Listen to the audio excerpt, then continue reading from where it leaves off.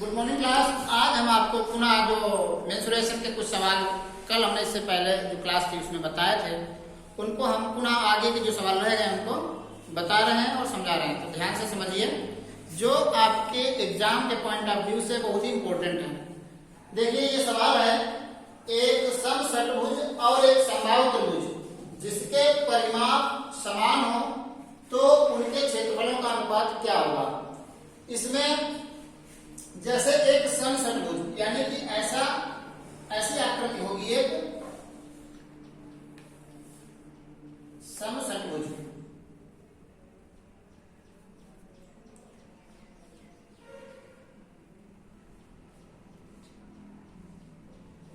ठीक है। यानी कि यहां पर ये 6 भुजाओं की एक आकृति, 1 2 3, सॉरी ये अष्टभुज बन गया ना। एक मिनट,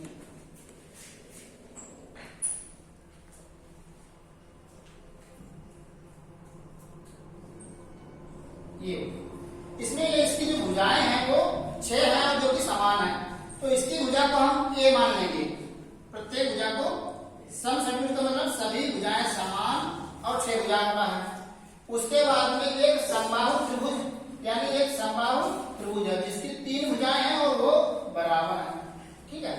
इसकी भुजा को हम बी मानेंगे। सवाल में बताया है कि समषटभुज और समबाहु त्रिभुज के परिमाप समान है।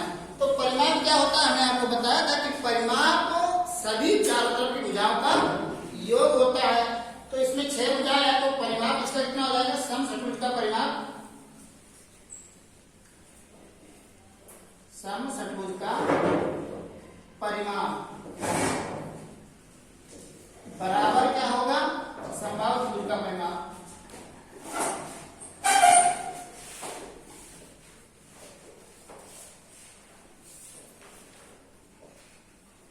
तो यहां पर समषटभुज यानी कि 6 भुजाएं, तो 6 भुजाओं का योग यानी कि 6a, और इसका कितना हो जाएगा, 3 भुजाएं हैं, 3b, ठीक है। अब यहां पर हम क्या कर सकते हैं, b को हम इधर बटे में लाएंगे तो a बटे b बराबर 3 बटे 6 हो जाएगा। 3 एक कम 3, 3 दूनी 6। अब हम क्या देखेंगे, यानी कि इनकी भुजाओं में जो अनुपात हो गया 1:2 का हो गया। यानी a का अगर मान निकालेंगे तो x मान लेंगे और b का मान निकालेंगे तो 2x हो जाएगा, क्योंकि ये अनुपात में है और ये मान्यता हो गया। अब क्या करना है, इनकी भुजाएं हमें पता हो गई, फिर इनके क्षेत्रफलों का अनुपात पूछा गया तो क्षेत्रफलों का फार्मूला यहां पे लगाते हैं। क्या आएगा, यानी कि पहले समषटभुज का क्षेत्रफल रखेंगे,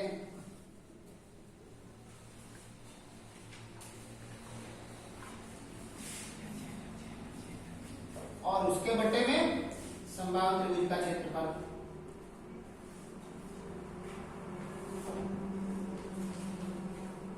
तो अब आप इसके फार्मूले, इसका कितना होता है 2.6a स्क्वायर। a स्क्वायर मतलब भुजा स्क्वायर, समषटभुज की भुजा में a मानिए a स्क्वायर, ठीक है। गुणे में नीचे क्या होता है, √3/4 भुजा स्क्वायर। इसकी भुजा हमने क्या माना था, b यानी कि b स्क्वायर। अब इन a और b के मान हमको पता है, यहाँ पे रख देते हैं। क्या हो जाएगा, 2.6, a का मान कितना है, x स्क्वायर हो गया, नीचे कितना हो गया, √3/4 2x का स्क्वायर यानी 2x का स्क्वायर। अब इसको थोड़ा सा हल करेंगे, 2.6x स्क्वायर और नीचे √3 का मान रखेंगे तो हो जाएगा आपका 1.732, और ये 4 बटे में ये पलट के ऊपर आ जाएगा यहाँ पे गुणे में, या इसको यहीं पे रहने दो। यहाँ पे 4 है गुणे, इसका वर्ग करेंगे कितना आ जाएगा, 4x स्क्वायर। तो 4 से 4 कट गया, x स्क्वायर से x स्क्वायर कट गया। आपका कितना बच गया, 2.6 बटे में 1.732। अब करना क्या है हमको, यानी 1.732 से ऊपर यानी 2.6 को भाग करना है। तो यहां पे कर लेते हैं 1.7 से करिए, ठीक है। तो कितनी बार जाएगा, एक बार, सॉरी 2 बार जो है 2 बार जाएगा, 3.4 हो जाएगा, एक बार ही जाएगा यानी 1.7। घटा दीजिए कितना बच गया, यहाँ पर 16 से 7 गया 9, यहाँ पर 1 से 1 है कुछ नहीं, ठीक है। लगाया दशमलव, यहाँ पर क्या हो गया जीरो बढ़ा देंगे, कितनी बार जाएगा, ये आपका चला जाएगा 17×85, 5 बार, तो 8.5, यहाँ पर 9.0 था, कितना बचेगा 0.5 बचेगा। अब यहाँ पे छोड़ देते हैं, हमारा कितना भाग आ गया है 1.5, बट्टे में क्या करेंगे हम 1 मान लेंगे और इसको दशमलव हटा देंगे तो नीचे 0 बढ़ा देंगे। अब 5 से डिवाइड कर देंगे, 15/10 आ गया, 5 3 15, 5 दूनी 10, इसका अनुपात कितना आएगा 3:2, यही आपका आंसर है। ठीक है, तो इस प्रकार के सवाल को हल करते हैं ऐसे। ठीक है, देखिए ये उसके आगे नेक्स्ट सवाल है, इसमें पूछा गया है कि एक कमरे की चारों दीवारों का क्षेत्रफल 660 वर्ग मीटर है, यानी कि कोई एक कमरा है जिसकी 4 दीवारों का क्षेत्रफल कितना है, टोटल 660 वर्ग मीटर है, और उसकी लंबाई जो है उसकी चौड़ाई की दोगुनी है, यानी जो लंबाई है वो चौड़ाई की दोगुनी है। यदि कमरे की ऊंचाई 11 मीटर है, यहाँ पर कमरे की जो ऊंचाई दी गई है वो 11 मीटर दी गई है, तो उसकी फर्श का क्षेत्रफल वर्ग मीटर में कितना होगा। ठीक है, अब क्या करना है हमको, मान लेते हैं कि रूम जो है एक आयताकार है, ठीक है, तो जब रूम है उसकी ऊंचाई कितनी होगी 11 मीटर, जो कि मान दी है। यहां पर मान लेते हैं, माना कमरे की चौड़ाई बराबर x मीटर, यानी कि x मीटर मान लिया, तो लंबाई कितनी हो गई, लंबाई प्रश्न के अनुसार चौड़ाई की दोगुनी है, तो लंबाई हो जाएगी 2x मीटर। अब ऊंचाई कितनी दी गई है 11 मीटर, तो यहां पर क्या करेंगे हम, अब जैसे कि ऊंचाई लिख लेते हैं,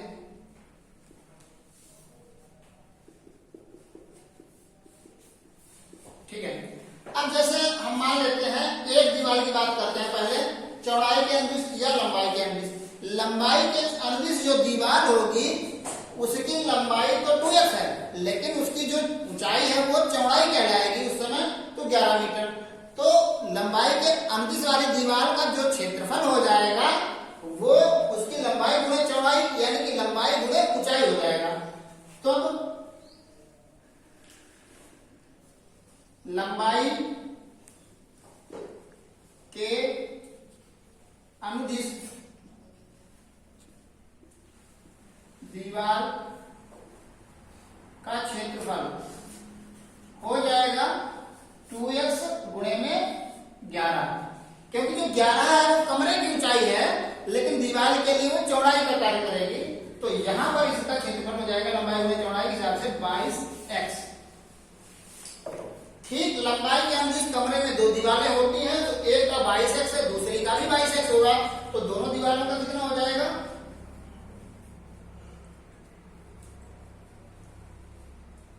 लंबाई के अनुदिश दोनों दीवारों का क्षेत्रफल 22x और प्लस 22x, तो कितना हो गया 44x। ठीक है, ये लंबाई के अनुदिश हो गया क्षेत्रफल दोनों दीवारों का। फिर क्या होगा कि चौड़ाई के अनुदिश भी 2 दीवारें होंगी, तो उनका भी क्षेत्रफल ज्ञात करना होगा। तो चौड़ाई के अनुदिश यानी कि ये आपकी यहां पर क्या हो जाएगी, चौड़ाई वाली दीवार की जो चौड़ाई है वो x है, ऊंचाई कितनी हो जाएगी, क्योंकि रूम की है 11 मीटर, तो चौड़ाई के अनुदिश दीवारों का क्षेत्रफल जो हो जाएगा दोनों दीवारों का, दोनों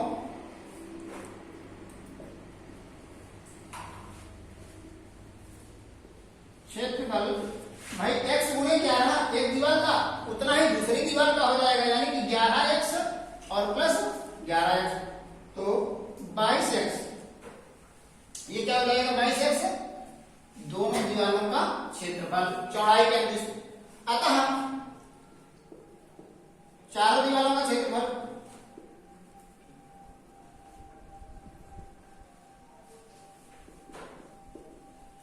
चारों दीवारों का यानी कि 44 और प्लस 22x बराबर 66x, जो कि बराबर दिया है इसमें 660 के। तो यहां पर हम रखेंगे 66x बराबर 660, तो x बराबर कितना आ जाएगा 660 के बटे में 66 डिवाइड कर देंगे तो 10 आ जाएगा, x का मान कितना आ गया 10। तो इसमें फर्श का क्षेत्रफल क्या होगा, लंबाई गुणा चौड़ाई, अतः आप कमरे की चौड़ाई कितनी आ गई, x का मान 10 यानी कि 10 मीटर, और लंबाई कितनी आ जाएगी 2 गुणे 10 यानी 2x है तो 20 मीटर। अब पूछा गया सवाल में कमरे की फर्श का क्षेत्रफल, कमरे की फर्श का क्षेत्रफल बराबर लंबाई गुणे चौड़ाई, तो लंबाई कितनी है 20, चौड़ाई कितनी है 10 बराबर 200 वर्ग मीटर, ये आपका आंसर हो जाएगा। ठीक है,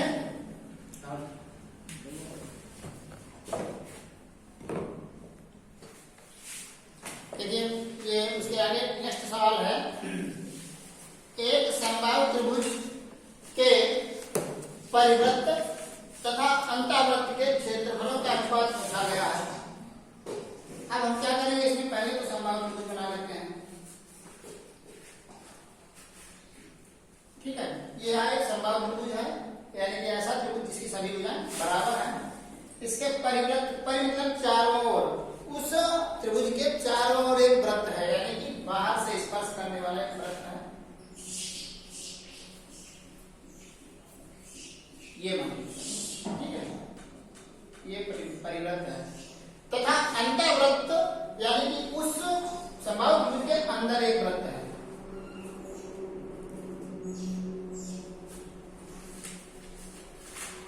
तो इसके अंदर एक वृत्त होगा,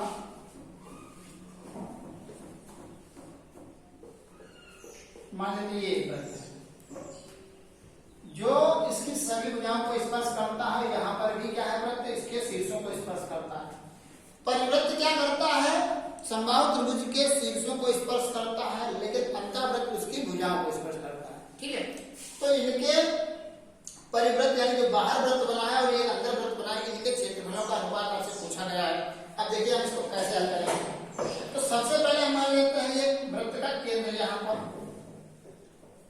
और वृत्त के केंद्र से परिधि तक की दूरी को आप त्रिज्या कहते हैं, इसको हम r से प्रदर्शित करेंगे। और यहां पर हम एक लंब डाल देंगे। ठीक है, केंद्र से इस वाले समबाहु त्रिभुज की एक भुजा, तो समबाहु त्रिभुज की भुजा हमेशा क्या होती है, बराबर होती है। सभी भुजाएं क्या होती है आपस में बराबर होंगी। सिर्फ यहां पर गिव कर लो।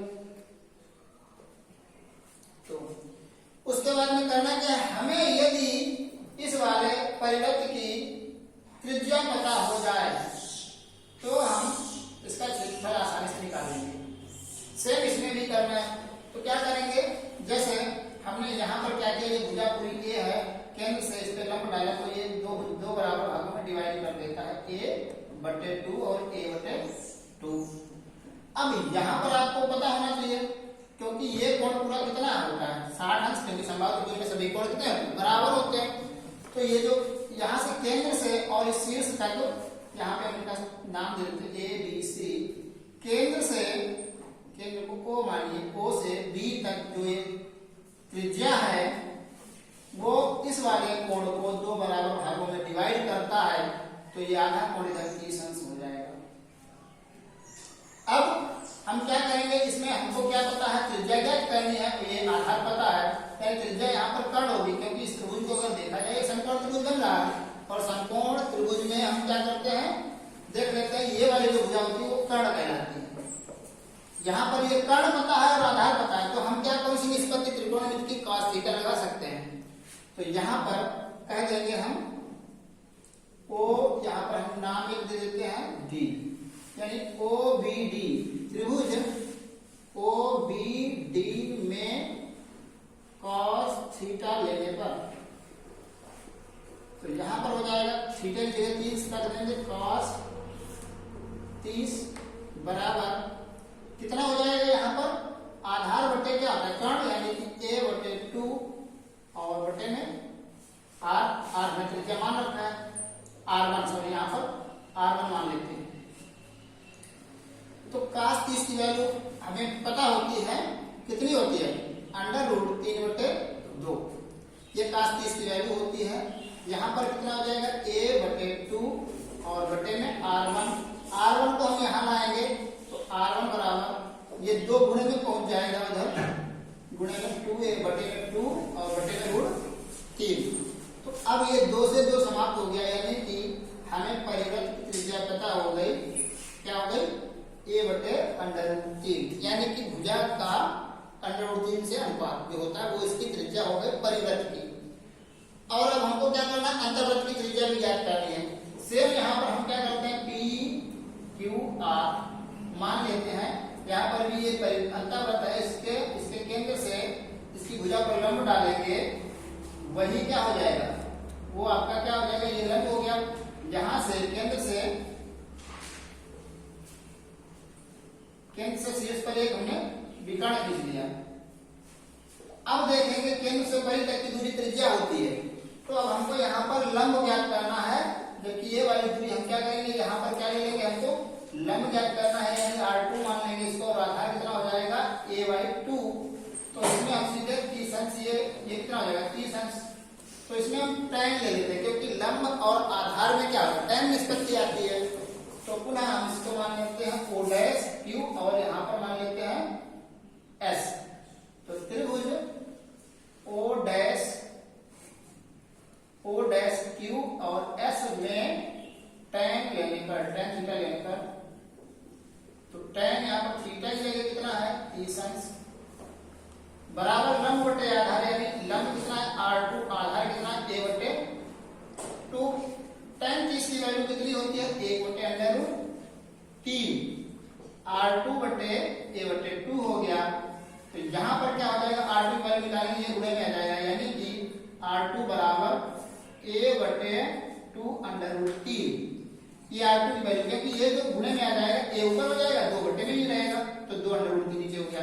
ये R2 की वैल्यू हो गई। यहाँ पर R1 और R2 की वैल्यू हमें पता हो गई। अब क्या करना, बस त्रिभुज का क्षेत्रफल लगा दो, त्रिभुज का, यानी कि इसका अनुपात पूछा गया है ना, अनुपात निकालने के लिए परिवृत्त का क्षेत्रफल बट्टे में अंतःवृत्त का क्षेत्रफल।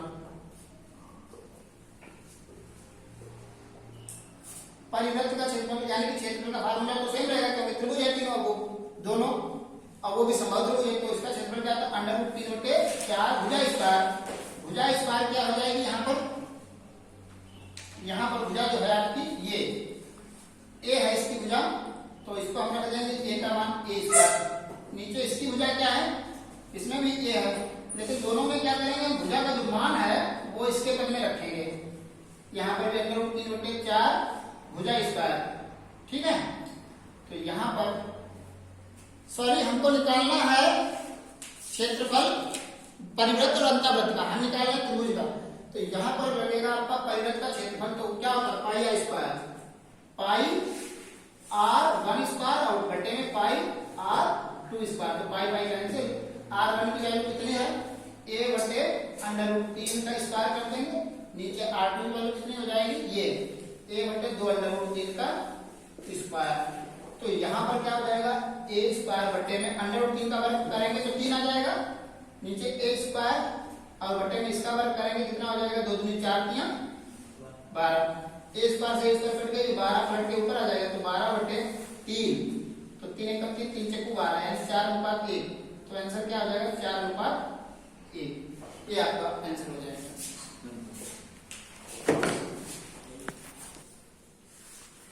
देखिए ये सवाल है उसके आगे, इसमें कहा गया है समबाहु त्रिभुज जिसकी भुजा 6 सेंटीमीटर है, तो उसके अंतःवृत्त का क्षेत्रफल कितना होगा। यानी कि एक समबाहु त्रिभुज है,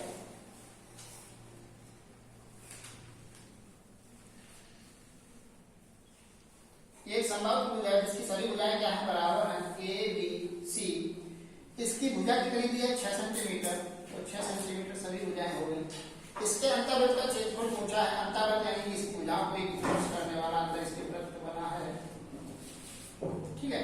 तो उसका क्षेत्रफल पूछा है। तो यहाँ से क्या करेंगे, हम इसके केंद्र से इसकी भुजा पर एक लंब डाल देंगे और यहाँ से हमें विकर्ण देंगे। तो ओ यहाँ पर बी, यहाँ पर मान लेते हैं डी। तो ओ बी डी एक त्रिभुज बन गया देखा जाए तो। ओ बी डी त्रिभुज ओ बी डी में, क्योंकि हमको क्या करना है, इस अंतःवृत्त का क्षेत्रफल पूछा गया है। तो यदि हमको वृत्त की त्रिज्या पता हो जाए तभी हम इसका क्षेत्रफल निकाल सकते हैं। तो इसलिए हम क्या करेंगे, इसमें अंतःवृत्त की त्रिज्या ज्ञात करते हैं। कैसे, हमने क्या किया, केंद्र से इसकी भुजा पर एक लंब डाल दिया और यहाँ से एक हमने विकर्ण खींच लिया। तो अब आपको पता होना चाहिए संभावित रूप में सभी कोण 60 अंश के होते हैं, क्योंकि तीनों का योग 180 होता है। तीनों कोण बराबर, तो कितना हो गया, एक कोण 60 अंश का। लेकिन ये वाला कोण कितना है, ओ बी डी, ये पूरे बी कोण का अर्धक है, यानी कि 30 अंश हो जाएगा। तो कोण ओ बी डी बराबर कोण ए बी डी का आधा, यानी कि 60/2 बराबर 30 अंश। ये 30 अंश हो गया और ये कितना है, 90 अंश। तो ये समकोण त्रिभुज बन गया और इसकी भुजाई 6 थी, तो यह आधी भुजा कितनी हो गई, 3। तो अब हमको ज्ञात क्या करना है, इसमें लंब यानी ये त्रिज्या इसकी ज्ञात कर लें। तो हमको क्या पता चल जाएगा, त्रिज्या ज्ञात होने के बाद इसका क्षेत्रफल निकाल लेंगे आसानी से। तो करना क्या है, त्रिभुज ओ बी डी में tan थीटा ले लेंगे। tan थीटा लेने पर, क्यों tan थीटा लेते हैं, क्योंकि यहाँ पे हमको आधार पता है, लंब ज्ञात करना। लंब और आधार की निष्पत्ति या तो काट हो या tan हो, तो यहाँ पर हम tan ले लेते हैं। तो tan थीटा का मान 30 अंश रखेंगे।